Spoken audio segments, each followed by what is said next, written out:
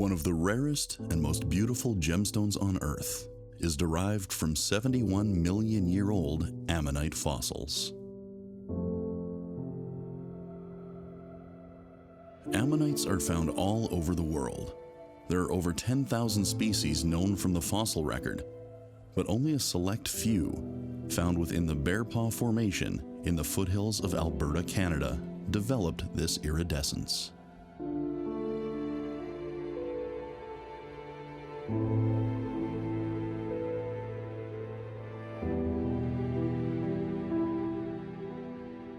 Many believe that these ammonites contain positive cosmic energy that's been absorbed through the earth over millions of years.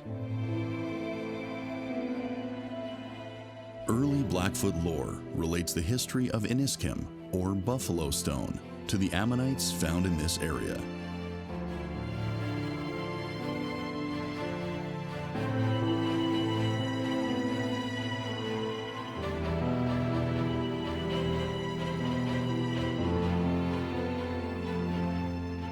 Feng Shui practitioners believe an energy known as qi is embodied in its multitude of colors.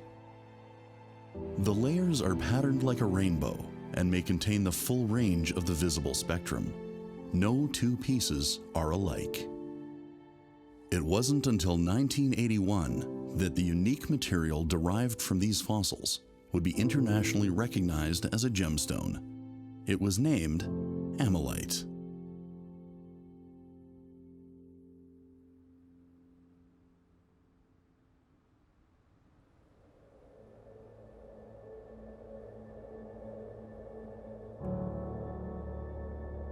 The Ammonites first appear about 400 million years ago in the Devonian period, or a little bit earlier. And they are a group of mollusks, which today include clams and octopus and squid. And all mollusks produce a shell via an organ called the mantle. And this mantle controls the precipitation of calcium carbonate. So the animals take the calcium and the carbonate out of the seawater and they help crystallize it on the edge of the shell to produce a new growing rim. As the animal grows, it needs a little more room.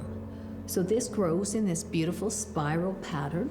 The floor stitches itself to the outer part of the shell, and the animal only lives in the end chamber. So this chamber has been cut here on the end, but it would be about this big. Just enough room that it can pull itself in and shut a little mucus door for protection. If you think about how octopi and squid catch their food today, they have tentacles and they have little sucker discs and they have little rough hooklets in there. They could grab foods, and they had good eyes, good vision. They would have actively searched out prey, and then when they detected it, they would creep up on it and these tentacles would shoot out, grab things and pull them in. They could put their body gases in, or they could put their body fluids in. Move up and down with ballast, much like a submarine does. And they had a little siphon, and they were jet propelled. I call Ammonite the original philosopher's stone. I mean, other people have used that, but Ammonites are the most prolific fossil probably in the geological record. They're found on every continent, wherever there were oceans, and that was everywhere. For 400 million years, they just dominated the planet. The Ammonites survived 2 major extinctions. They squeaked through each time. There was one at the end of the Triassic at about 210 million, and there was another really bad one at the end of the Permian at 250 million. Just a handful of species squeaked through, but each time the Ammonites quickly re-evolved to give you thousands of more species. And they survived these 2 mass extinctions, but the third one, the end Cretaceous one, finished them off. Ammonites thrived in the world's oceans for hundreds of millions of years, but they would ultimately go extinct with the dinosaurs. Despite being one of the most common fossils on the planet, only a select few species found along the eastern slopes of the Rocky Mountains in southern Alberta, Canada, have developed the gemstone known as Ammolite. The ammonites with this iridescence were deposited into the Bear Paw Formation over 71 million years ago. The Bear Paw Formation represents the inland Bear Paw Sea, which was at one point in time connected through the Western Interior Seaway, all the way from the Arctic Ocean down to the Gulf of Mexico and out towards Hudson's Bay. There was a constant rain of fine silts and muds and sometimes sands that built up layers, and we can see these layers now exposed in the valleys in southern Alberta. Back in the late 90s, early 2000s, we spent some time trying to characterize what is the difference between the various shell materials. Some of the shell material is very iridescent, some of it is not, all from the same formation. And what we found is the way the Alberta geologically sits is that the western part of the province, the rocks were tilted, and they're more deeply buried in the west than they are in the east. And so even though you have this common layer of shale and sediment we call the Bearpaw Formation, and there's these fossils that are scattered more or less uniformly across, the ones that are buried in the west versus the ones in the east were more deeply buried, maybe up to 4 kilometers, as some analysis has suggested. So what we believe is that there's been some sort of heat and pressure with the depth of burial that changed the shell material to give us these vivid colors. Most of the calcium carbonate that we find in fossil shells has been changed to a mineral called calcite. But when the animals were alive, they deposited it as a mineral called aragonite. The shells we find in the Bearpaw Formation rocks are still preserved as the mineral aragonite, the original biologic mineral. It's thought this ammonite shell has been heated and pressurized just right to preserve that original shiny shell layer and also enhance the colors. There have been over 30 permits issued to mine for ammonites on the Blood Reserve in southern Alberta. Permitting is issued through the band and is only available to members of the Blood Tribe. It stipulates they may only use hand tools to dig. Every year, as the river rises and falls, it exposes new outcrops and new opportunities to search for these fossils. Many earn their living this way.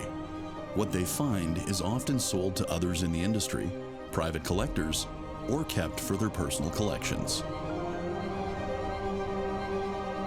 Some refer to these ammonites as modern-day buffalo due to their rich history as it relates to Iniskim, or buffalo stone.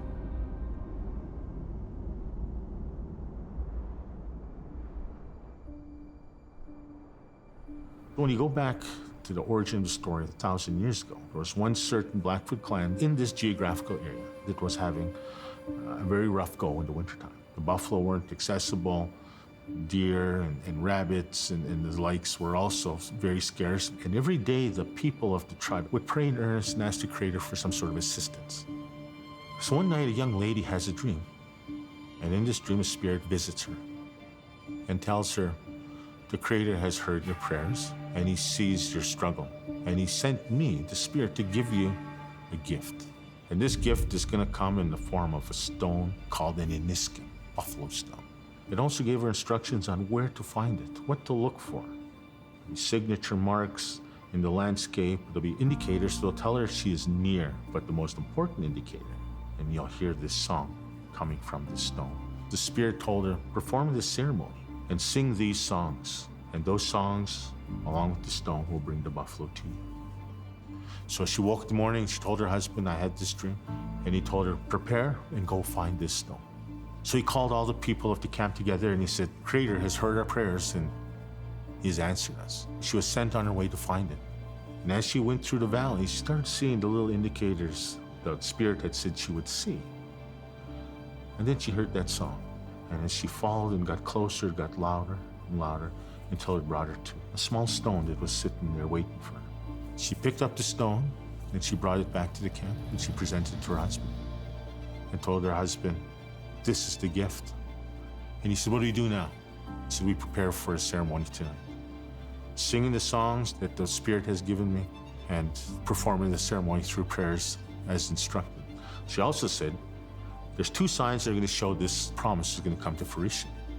The first one is a storm's going to come in from the north. The dream instructed us to tether down our teepees, bring in our personal belongings. So the people went and did that. The second sign was that a buffalo was going to come and he's going to wander through the camp tonight. however, were not to harm this buffalo. The dream instructed her to tell the camp to tie their dogs. As the night grew on, the storm started to move in. And those that didn't prepare, their teepees were being blown over, their personal effects were being blown about, and they ran for refuge to where the ceremonies were going on. And as the ceremony went on through the night, the dogs started barking. And when they looked out, they could see this buffalo meandering through the teepee. And they were instructed not to harm that buffalo. Got towards morning, the storm subsided, and there was a dead calm. There was no wind at all. The sun rose in the east, there was drifts everywhere. Just outside camp was a small herd of buffalo that were trapped in chest-deep snow. The people of that camp were able to go out and dispatch those buffaloes and then provide food, shelter, and clothing throughout the rest of the winter. Because the buffalo stone is a byproduct or is derived from segments of the Ammonite and or the Bakelite. It was given to our people 1,000 years ago to bring assistance, luck, and prosperity in the hunt, and the hunt meant food, shelter, and clothing. And since that time, the Blackfoot people have revered this stone. The songs and prayers are passed on from generation to generation. They attend annual ceremonies where their rocks are blessed and painted, signifying renewal of their luck and prosperity. The women dance with the stones, while the men sing the songs, giving thanks for the gift the Creator has given. Despite their significance, most of these Ammonites would lay untouched along the St. Mary River. But in 1877, the river became the eastern boundary of the blood reserve through the signing of Treaty 7. And in 1917, D.B. Dowling, with the Geological Survey of Canada, provided the first description of iridescent ammonite shells from samples recognized in 1908. A few decades later, the rise of these spectacular fossils to international stardom as the world's newest gemstone, Ammolite, would begin. The history of Ammolite goes back to the 60s. The Nanton Rock Club used to come down in this area and collect along the river valleys, and they discovered Ammolite and started making the first cabochons. But Ammolite can fall apart if it's not stabilized, and they had some problems with it. It's not until 1967, a gentleman by the name of Santo Carboni. He had permission from the Carmes to walk the riverbanks here. That was a young gentleman too, studying to be a geologist. He had also permission from the Carmes. So one day he grabbed a piece of what we call the natural K-zone to Mr. Carboni. He polished the first stone in his lab on that Monday. And then he said, wow, we got something. So he came and talked to the Carmes. He said, I think we got something here. And they decided to form Canadian Corite. Santo had all the equipment because he prepared mineral samples as part of his job with the Geological Survey, and so he had lapping equipment and cutting equipment, and he knew the techniques used to make Lightning Ridge black opal, which is the most expensive colored gemstone right now. So Santo was the first person who was able to make a stable stone. Those same years, a gentleman by the name of René van der Velde, our former chairman, he was collecting Sunday picnic with the family just for the fun of it. And then he got to see that stone, and then he said, wow, that has potential. So he quit his job at the time, find some backers, and bought out the Carmes. About 35 years ago, I came to Banff. At that time, we had a lot of foreign tourists, as we do now. And a gentleman came in, and he was one of the founders of Corite. His name was René van der Velde. He came in and he showed me something very unique. He showed me some gemstones that were found only in Alberta. At that time, they hadn't been named Ammolite. So I thought this was absolutely unnatural, because people would be coming from all over the world. They can find something that's made specifically in Alberta, and it's beautiful. It was a weekly process with René van der Velde. They would find the stones on the Mondays and Tuesdays. They would do the polishing and cleaning on the Wednesdays and Thursdays, go out to Banff on Fridays, sell to all the stores, and then do the same thing over and over again. Then he finally find Dr. Gublin, in Switzerland. He was in charge of the commission of color stone, giving some sample, a little bit of the geology of the bear paw. Dr. Gublin said, wow, this is beautiful. He said it deserved to have the gem status. And he's the one that called it Ammolite. And he named it as such with the L standing for lith. So the name Ammolite actually means stone of the Ammonite. So now we had a gemstone. As the demand for Ammolite grew, so did the need for a commercial mine. Corite began mining the Cormos Ranch in 1983 in what is unofficially known as the K-Zone. Since 2001, commercial mining has been primarily in the blue zone, where the material is typically thicker and more brilliant in color. Ammolite jewelry is most commonly assembled into triplets, with a natural backing, layer of Ammolite, and a quartz or spinel cap. Once an area has been mined, the land is reclaimed and returned to its original condition. In spring 2001, Ammolite was featured on the cover of Gems and Gemology magazine, solidifying its place in the gemstone world. Specimens are on display in museums around the globe, and feng shui, chakra, and other healing practitioners believe Ammolite holds the vibrational energies of the universe. It has been called the 7-color prosperity stone and the most influential gemstone of the millennium.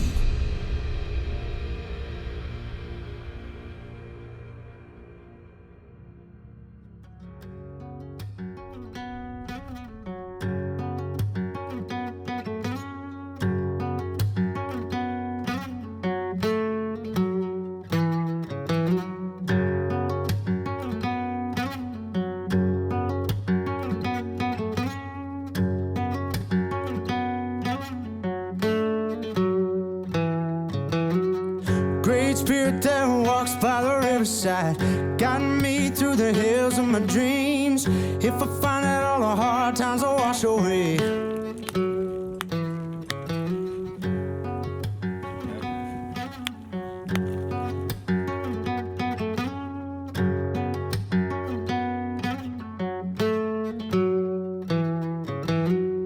in the cave lies the stone of the buffalo. If I find that all my people will be free. Provincial examiner inspects each and every ammonite that we find. They're looking for something that's either scientifically important or not already represented in the provincial collection.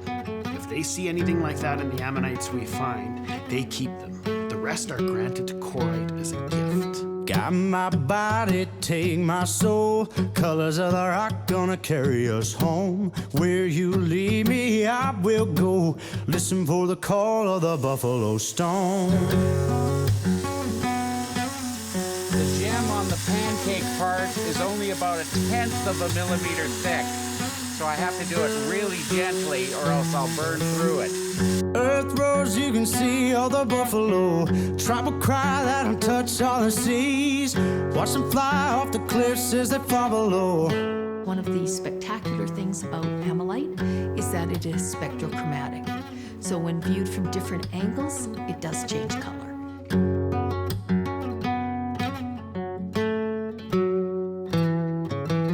Got my body, take my soul. Colors of the rock gonna carry us home. Where you lead me, I will go.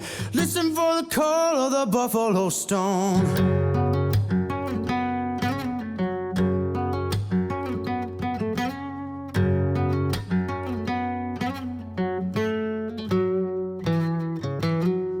I'm a spirit that walks by the riverside. I was chosen as the one for the dream. I still fly with the packs of the buffalo.